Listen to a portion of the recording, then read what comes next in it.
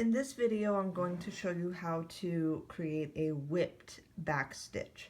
So the first thing that we're going to do is we're going to lay the base, which is going to be a backstitch. Today I am using 3 strands of DMC floss. Again, it starts just like a typical backstitch. You're going to start up on the line and work your way backwards. Again, trying to make all of your stitches the consistent length.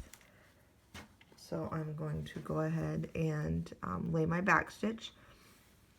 A whipped backstitch gives the nice effect of like a rope or cording. So sometimes when I do my whipped backstitch, I will lay the base with 6 strands of floss, but today I'm just using 3. So I'm going to go ahead and work our backstitch.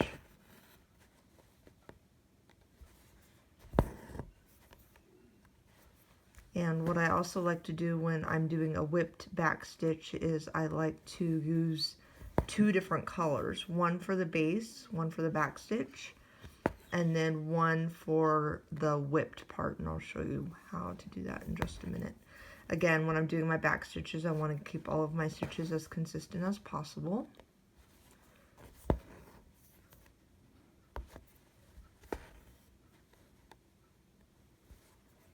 Okay. So now I have the first part done. I have my back stitch laid.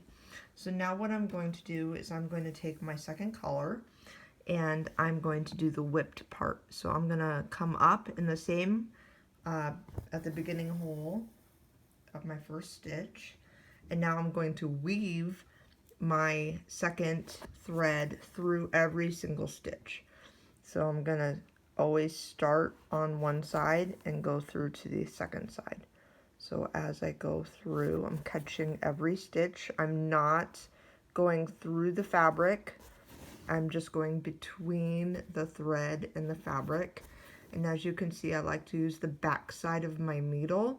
That way I don't accidentally snag my thread with my pointed edge side of my needle. And once I get all the way through to the end, I'm just going to go down in the same hole that I ended my back stitch on. And there you go. That's a whipped back stitch.